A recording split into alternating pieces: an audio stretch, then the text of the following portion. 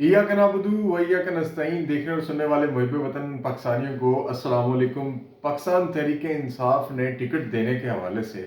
نئی پالیسی کا اعلان کر دیا ہے۔ اظہر مشوانی صاحب نے ایک ٹویٹ کیا ہے اور اس میں لکھا ہوا ہے کہ عمران خان کی ٹکٹ دینے کی پالیسی۔ کافی سارے لوگ کنفیوژن کا شکار تھے کہ کس سے ٹکٹ ملے گا، کس کو نہیں ملے گا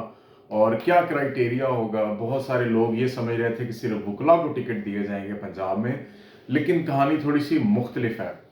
اور کہہ یہ رہے ہیں کہ خیبر پختونخوا جو ایم این ایز اور ایم پی ایز پارٹی کے ساتھ کھڑے رہے انہیں ٹکٹ میں فوقیت دی جائے گی۔ پنجاب 20 اپریل 2023 کو یہ وہ الیکشنز ہیں جب پاکستان تحریک انصاف نے پنجاب اور کے پی کے میں اسمبلیاں ڈیزالو کی تھیں اور یہ کہا جا رہا تھا کہ شاید اس وقت اس کے بعد الیکشن ہو جائیں گے اور ان کو ٹکٹ دیے گئے تھے۔ پنجاب 20 اپریل 2023 کو جن لوگوں کو ٹکٹس دیے گئے اور پارٹی کے ساتھ کھڑے رہے انہیں فوقیت دی جائے گی۔ نمبر 3، جن لوگوں سے زبردستی پارٹی چھڑوائی گئی ان کے کیسز کا الگ الگ فیصلہ کیا جائے گا اور بانی چیئرمین خود یہ فیصلہ کریں گے کہ کس کو ٹکٹ دینی ہے۔ بہت سارے لوگ 9 مئی کے واقعے کے بعد اسٹیبلشمنٹ نے یا موجودہ حکومت نے، انٹرم گورنمنٹ نے دباؤ ڈال کر کچھ لوگوں کو تحریک انصاف سے نکل جانے کو کہا تھا اور انہوں نے پریس کانفرنسز کر کے پارٹی چھوڑی تھی۔ ان میں سے کچھ لوگ ابھی بھی عمران خان اور پارٹی کے ساتھ رابطے میں ہیں اور خان صاحب یہ جانتے ہیں کہ کن لوگوں کو زبردستی پریس کانفرنسز کروائی گئی ان کی فیملی کو ابڈکٹ کر کے یا انہیں بلیک میل کر کے۔ اچھا، نمبر 4، کہیں پارٹی کوئی تبدیلی چاہتی ہے تو وہ بھی عمران خان کی اجازت سے ہوگی۔ ہر حلقے سے تحریک انصاف کے ٹکٹ کے 5 سے 10 امیدوار ہیں لیکن ٹکٹ ایک ہی ہوتی ہے اور پارٹی کی کوشش ہوتی ہے کہ مضبوط اور بہترین پینل میدان میں اتارا جائے۔ پچھلے سال مارچ اپریل میں ٹکٹ دیتے ہوئے انٹرویوز اور پارلیمانی بورڈ کی میٹنگ کی کافی لمبی ایکسرسائز بھی کی گئی اور ہر حلقے کو دکھایا گیا۔ تمام ورکرز اور سپورٹرز کو اس مشکل وقت میں عمران خان کے فیصلوں کے ساتھ کھڑا ہو کر اپنی الیکشن کے دن زیادہ سے زیادہ تعداد میں ووٹ ڈلوانے کی ذمہ داری ادا کرنی ہوگی۔ ایک طرف تحریک انصاف ہے اور جس کی ٹکٹ لینے کے لیے ہر بندہ پاگل ہے، اور ایک طرف نواز شریف صاحب ہیں جو گھر میں بیٹھے ہوئے ہیں، کیمپین نہیں کر رہے۔ مریم نواز صاحبہ کیمپین نہیں کر رہی، فی الحال خاموشی کا مظاہرہ کیا گیا، شاید اس لیے کہ انہیں کہا گیا ہے کہ آپ اسٹیبلشمنٹ کے خلاف نہ بولیں، اس کے علاوہ ان کے پاس کرنے کو اور کوئی کیمپین نہیں ہے۔ میں آپ کے سامنے آج پھر ایک ڈان کے ایڈیٹوریل پیج، اوپینین پیج کے اوپر چھپنے والی ایک فوٹو، ایک کامک فوٹو، کامیڈی والی مزاحیہ فوٹو دکھانا چاہتا ہوں۔ یہ دیکھیں سر، ذرا ایک شخص بیٹھے ہوئے ہیں کرسی پہ سر کے پیچھے ہاتھ باندھ کر اور بظاہر یہ یوں لگ رہا ہے کہ جیسے یہ نواز شریف ہیں اور لکھا ہے winner does not need campaigning. ان کو یہ لگتا ہے کہ وہ جیت چکے ہیں اور ان کو اب کیمپین کرنے کی ضرورت نہیں۔ دوسری طرف یہ نیچے کیمپین ہے، بلہ اریسٹڈ اور پیپر ریجیکٹڈ اپیلز، یہ تمام پی ٹی آئی اس وقت کر رہی ہے۔ بلہ چھین لیا گیا ہے، ان کے لوگوں کو گرفتار کر لیا گیا ہے، پیپر ریجیکٹ کر دیے گئے اور وہ اپیلز میں ہائی کورٹ میں اور دوسری کورٹس میں نظر آتے ہیں اور ہر وقت ٹیلی ویژن، مین اسٹریم میڈیا انہی کو ہی کور کر رہا ہوتا ہے، تو وہ خود ان کی کیمپین ہو رہی ہے۔ یہ کیسا الیکشن ہے سمجھ نہیں آ رہی۔ یہ الیکشن نہیں، ایک قسم کا اعلان جنگ لگ رہا ہے جو اسٹیبلشمنٹ نے پی ٹی آئی کے خلاف کر دیا ہے۔ اس الیکشن میں اسٹیبلشمنٹ ہر ممکن کوشش کر رہی ہے کہ کسی طرح پی ٹی آئی الیکشن سے باہر ہو، لیکن دوسری طرف جتنا ان کو پش کرتے ہیں اتنا ہی وہ زیادہ بیک آتی جا رہی ہے، اتنا ہی زیادہ وہ ہر زبان پہ زد عام ہو چکی ہے۔ آپ عمران خان صاحب کے پچھلے دنوں اکانومسٹ والے آرٹیکل کو دیکھ لیں، پراپر طریقے سے، ایک منظم طریقے سے اس آرٹیکل کو اور ان ساری چیزوں کو یہ بتانا کہ یہ ایک کرمنل تھا، جیل میں بیٹھا ہوا تھا، اس کا آرٹیکل کیسے چھپ گیا، صحافتی ذمہ داریاں کیوں نہیں پوری کی۔ دی اکانومسٹ نے بہت سارے صحافیوں کو اس ڈیوٹی پر مامور کر دیا گیا ہے کہ آپ اس میں سے غلطیاں نکالیں اور تنقید کریں، اور وہ صبح دوپہر شام یہی کرتے جا رہے ہیں۔ پھر جتنا دبا رہے ہیں اتنا زیادہ آگے آ رہے ہیں۔ آپ دیکھتے ہیں ان کے جلسے روکے گئے، انہوں نے ورچوئل جلسہ کر دیا۔ پاکستان کی تاریخ میں پہلی دفعہ ورچوئل جلسہ تھا اور دوسری پولیٹیکل پارٹیز دیکھتی رہ گئی۔ اتنی بڑی تعداد میں انہوں نے ورچوئل جلسے، اتنا بڑا میس اور اتنی بڑی عوام، میسز آپ کو نظر کہیں نہیں آئیں گے سوائے پی ٹی آئی کے، نہ آپ کو پاکستان پیپلز پارٹی میں، نہ مسلم لیگ نون میں، نہ ہی کسی اور جماعت میں اتنے بڑے میسز آپ کو ورچوئل جلسوں میں نظر آئیں گے۔ اچھا، پھر فنڈ ریزنگ کی کیمپین ہوتی ہے تو وہ عمران خان صاحب کروڑوں روپے میں فنڈ ریز کر لیتے ہیں،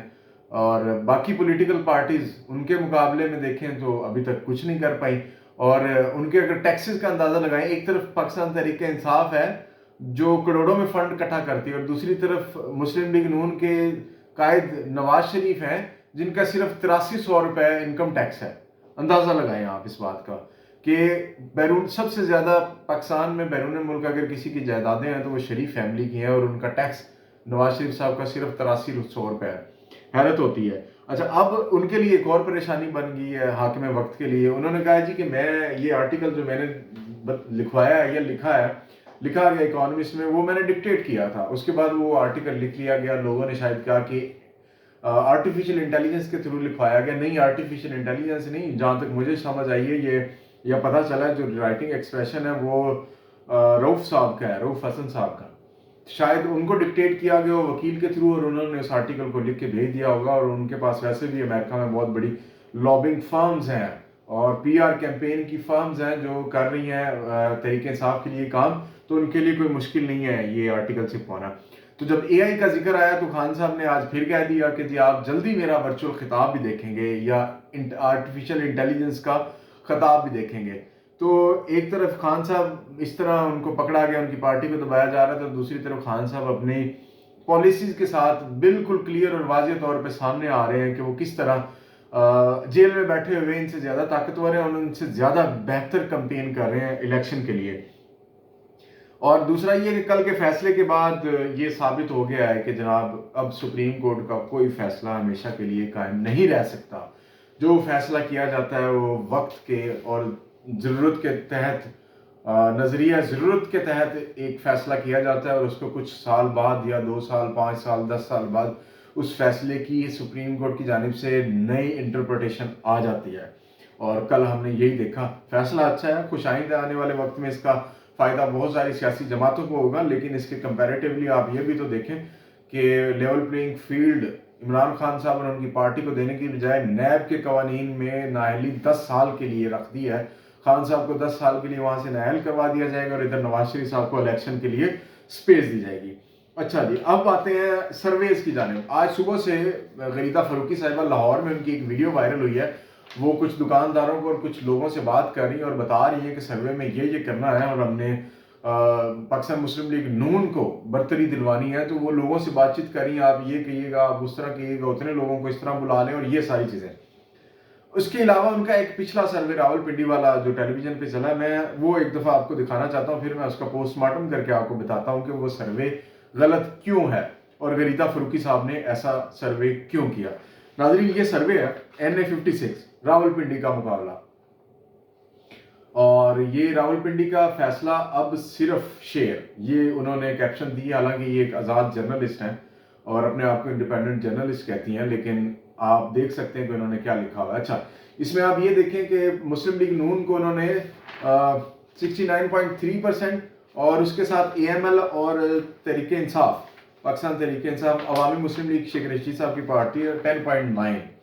یہ وہ بتا رہی ہیں کہ جی اعداد و شمار ہیں NA56 کے راول پنڈی سے۔ اچھا، اب یہ ایک سروے انہوں نے کیا ہے، اور ہم نے بھی کافی سرویز کیے ہیں، لیکن اس سے پہلے میں آپ کو ایک اور سروے NA56، یہ وہ سروے ہے جو حبیب اکرم صاحب نے آج سے کچھ روز پہلے سنو ٹی وی پر راول پنڈی میں جا کے کیا تھا، اور اس کے اعداد و شمار آپ ذرا غور سے دیکھیں، 46% پاکستان تحریک انصاف اور 25% مسلم لیگ نون۔ اب مجھے یہ بتائیے کہ یہ غریدہ فاروقی صاحب کا سروے زمین آسمان کا فرق ہے، مطلب 19-20 کا بھی ہوتا تو چلو سمجھ آ جاتی، لیکن حیرت ہوئی کہ ایسے کیسے کر لیا۔ اچھا، NA57 کا بھی حبیب صاحب نے کیا تھا سروے، اور یہ دیکھ لیں 47% پاکستان تحریک انصاف اور 26% اس میں مسلم لیگ نون ہے۔ اچھا، ایک سروے ہم نے بھی کیا تھا آج سے کچھ 2 ہفتے قبل راول پنڈی میں، اور ہم نے بڑا تفصیلاً راول پنڈی کے اضلاع کو کور کیا تھا، اور یہ آپ کے سامنے ہے، یہ جی لیفٹ سائڈ پہ، سوری آپ کی رائٹ سائڈ پہ دیکھیں، 50% کے ساتھ تحریک انصاف پہلے نمبر پر، اور 21% کے ساتھ مسلم لیگ نون دوسرے نمبر پر ہے. اچھا یہی سروے نہیں ہے, میں آپ کو یہ بتانا چاہتا ہوں کہ اور بھی سرویز ہیں جو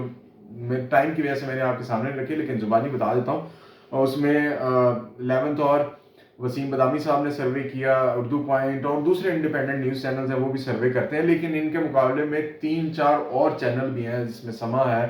اس کے خاص طور پر 2 مخصوص اینکر منصور علی خان اور منیب فاروق. ان کے سرویز دیکھیں تو آپ کو ان کے سرویز معذرت کے ساتھ